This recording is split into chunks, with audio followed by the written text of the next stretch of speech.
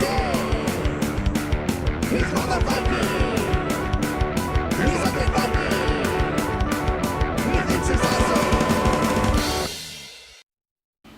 everyone, welcome to another Tales from Behind the DM Screen. I think this will be a relatively quick video, but it's me, so it won't be.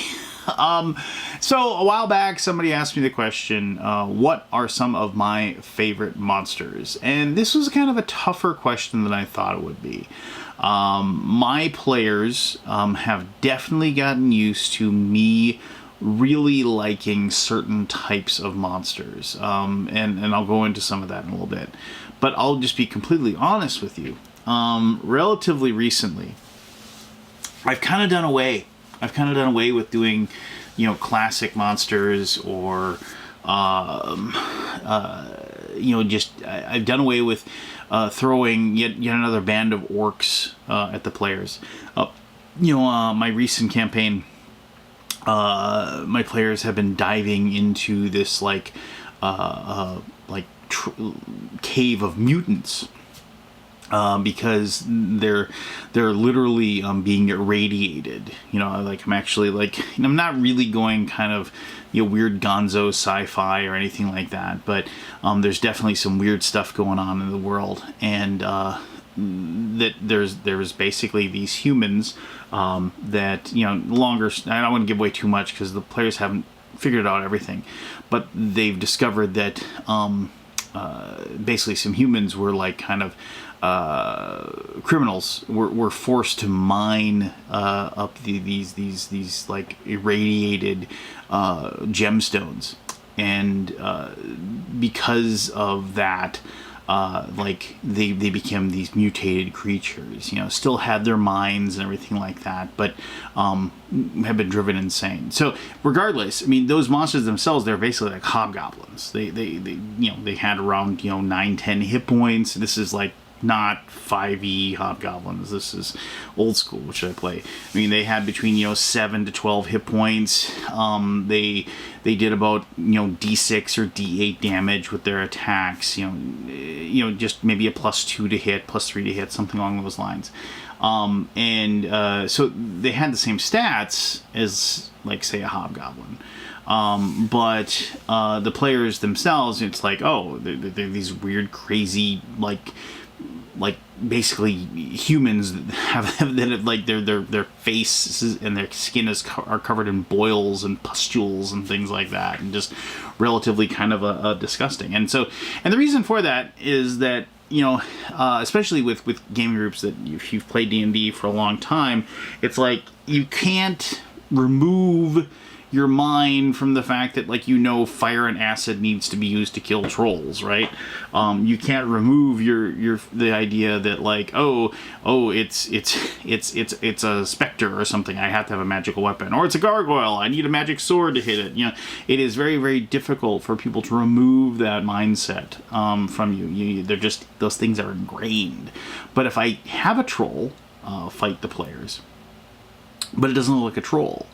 If I say that they're a long, gangly blue creature with claws and fangs comes crawling out of a cave, they're like, oh geez, this isn't a standard troll-like monster. They're going to start fighting it, and then they're realizing it's healing and things like that. And because I've changed things up, the players can be kept on their toes, and for a lot of, and my players have actually responded very well to it. They've been kind of excited by it. So, anyway. That being said, in the past, what were some of my favorite monsters to play? So, when I was a kid, it was always the standards. It was just orcs, ogres, orcs and ogres, or occasional troll, but orcs and ogres. And then, every once in a while, something crazy and weird. Maybe a slime here, or a black pudding, gelatinous cubes, or something I really liked. My games never really gotten into high level stuff, so demons and stuff like that didn't really show up. Nothing like beholders, or I would throw in an occasional dragon, but I would make sure that they were young dragons, things like that, because I didn't want the party to just get murdered because a giant red dragon shows up, breathes fire, and kills them all. I didn't want to do that. But as I kind of move forward, and started like digging into different monster manuals and things like that, a few things really popped out at me. I mean, since I talked about dragons, one thing that I've always liked, and there's two types of dragons that I've always really, really liked. One of them was a white dragon. I think it was kind of like because they were just always they were more ferocious, if you will. They were more of a bestial. I know like some like Swords and Wizardry stuff like that. Like dragons are just like another monster, right? They're not smart. They don't have personalities. They're just an animal. I don't like that. I like the idea of dragons being smart, and I like the smog type dragon more than just like a generic. Oh, I'm just a big giant thing that breathes fire, that sort of thing. I do think that I remember reading a tweet once. I forget what it was from, but it said something like, "In my campaign, my dragons are not color coded." For your ease of use or something like that. I like that. I enjoyed that, so it's like, so I do believe that it is kind of stupid that it's like, oh, it's a white dragon, so use fireballs. Oh, it's a it's a red dragon, so use cone of cold. I've always thought that was kind of silly, it's like the color of the dragon would give yourself away. But I did like white dragons. I enjoyed. I have always been more of a fan of like the idea of probably because I live up in Minnesota, but in North Dakota at the time too. It was cold winters, but I've always loved the idea of the freezing weapon more than the fire weapon. I guess that's the thing. And I guess I kind of liked. I remember I had a. I had an entire campaign. They knew of their I love the idea that like this one campaign I had. I can't remember the name of it. It was he was, oh man, it was a white dragon, and I gave him a name. It wasn't like something like Frostfang or something like that, but it was very much like that. I'll have to look it up. Who doesn't matter really at this point. But I remember, and he was like this ancient dragon that was rumored to live at the tallest of the iciest mountain, right? And it was just this looming threat. Like he hadn't been. Of course, it's the classic. The dragon hasn't been seen in hundreds of years. Most people say he had died and things like that. And of course, they made an appearance eventually, and it was a pretty epic battle. So I've always kind of liked that. But the one thing that I really, really liked was, I remember when the first time I cracked open a monster manual, and I was reading through the dragons. I always thought it was kind of silly that the white dragons, black dragons, and red dragons were chaotic evil, meaning that they were just like they would eat you as soon as talk to you, kind of thing. But I loved the fact that the green dragon and the blue dragon were lawful evil.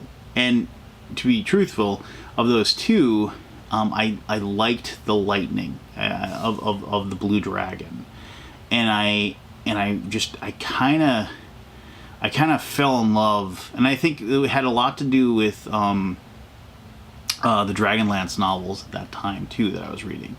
I really liked the fact that the blue dragons were lawful evil, meaning that you could negotiate with them. You could have conversations with them. Yes, they were still evil. Yes, they would, would breathe fire on you, breathe lightning on you as soon as look at you. But, I enjoyed them. So blue dragons and white dragons, something I really liked. All right, so the other thing I really liked, obviously you can't go into dragons right away. I like goblin whites. I already mentioned hobgoblins a little bit earlier when I was talking about how I create my own monsters. But I've always just kind of liked progression type monsters. And also, same thing, hobgoblins were lawful evil. Meaning, and I love their militaristic approach to things. And I always liked the fact that they kind of always gave them a sort of a quasi-samurai look, if you look at some of the old art. I just kind of liked the idea of these lawful evil creatures that once again, were very regimented. They were strong. They were intelligent, and they had honor. Because they were lawful evil. And then the fact that you can have goblins, and then who would report to their hobgoblin masters, and then the hobgoblins is like having like these strike troops. You could have bugbears with them as well. And I kind of like the whole goblinoid thing going on there, because they had a kind of a progression, as I said. And I really thought that when, like, one of the things that I really liked about, like, 3rd edition rules, and 3.5 and Pathfinder for that matter, was that, you want to make an entire, fort or something with hobgoblins? Well, then just, and you want to make them tough? Give them some levels of fighter. Make those bugbears rangers, and have them have humans as their favorite enemies. Give some goblins some levels in rogue. So they can start backstabbing and flanking. Make sure there's some hobgoblin wizards as well. Blasting people with fireballs and stuff like that. You could really start making them really powerful. And something that the players just don't see as like, okay, start swinging the sword and working your way through them. It was something they had to plan for, and you couldn't just fall back on the tropes, if you will. So goblinoids, and this is kind of a cheat here. Same reasons that I like goblinoids. I have always enjoyed undead, and like I said, this is kind of cheap, but once again, undead scale wonderfully. From the lowliest of the low, whether it is like a crawling claw or a skeleton, and you work your way up. Like one of the most powerful undead that you don't realize how powerful it is are shadows.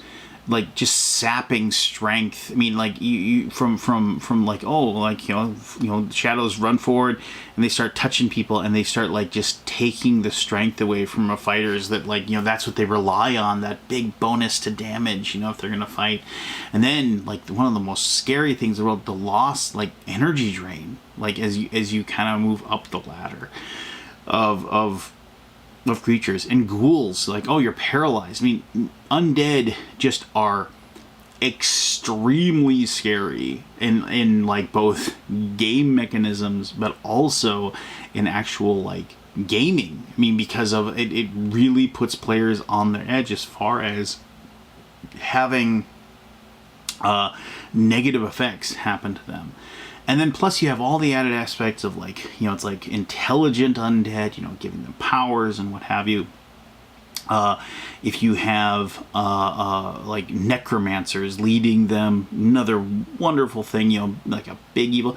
And of course you can have a lich, and I ran several campaigns back in the day where the big bad guy in those campaign worlds was a lich, and just that was something. I mean, an eminently near immortal, awesomely powered mastermind, something an entity that had been alive for hundreds if not thousands of years, slowly maneuvering the strings behind the scenes and making things happen the way they want to.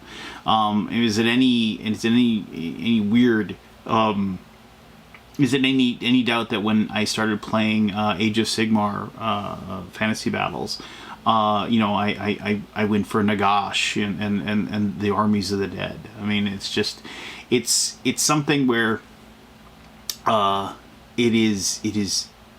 powerful, they're fun, and you can, with all the different books out there, with the tons of different monster books and tons of different monsters available, you can always find a new kind of undead that your players have never run into or never dealt with, and it's something new that you can throw at them.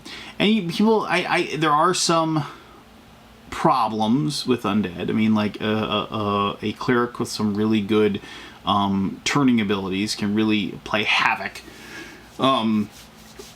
with your plans as far as those are concerned. But for the most part, your turn chances run out eventually, and all and let's be fair, undead are powerful, and so having the ability to you know, get rid of them with just by, you know, holding up your holy symbol and invoking the name of your deity, I'll give the players that.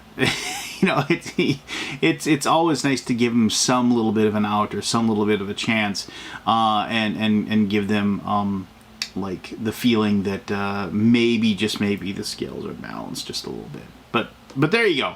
I mean, there's tons of other monsters I like as well. It's just those are the ones I seem to always just kind of slide back to or whatever. I mean, in my most recent campaign that I'm running right now, the one I referenced with the mutants, I mean, like, I am holding on to not showing them undead. I haven't done it yet, and we've had, like, you know, a half dozen or more sessions, and usually at this point I've had them run into some band of zombies or something, but I'm keeping those in my back pocket right now. I'm waiting to like, you know, throw a necromancer or something at them. I wanna make sure that when the shambling piles of the walking you know, soulless creatures, or those with malevolent, horrible souls, when they finally do show up, I want it to be a very, very wonderful, scary, and risky endeavor for the players to be able to take them out. But there you go. Please, if you have some favorite monsters that you love, I'd love to hear about those as well. And tell me why you think they're awesome. Tell me about, like, your favorite dragon. Tell me about your favorite undead creature. What's your favorite cannon fodder monster or mob? You know, as far as, like, are they gnolls? Are they orcs? Are they hobgoblins like me? Tell me about those. And if you have any ideas for episodes of these things, by all means, please tell me about them. And maybe it's something I can do a video like this about. So thank you very much for taking the time to watch this video. If you haven't already, hit the like button, hit the subscribe, leave a comment, do your thing. I appreciate it very much. Thank you for supporting the channel. Until next time, this is me, the Undead Viking, and until the next video, just be the best version of you can possibly be. All right, bye-bye.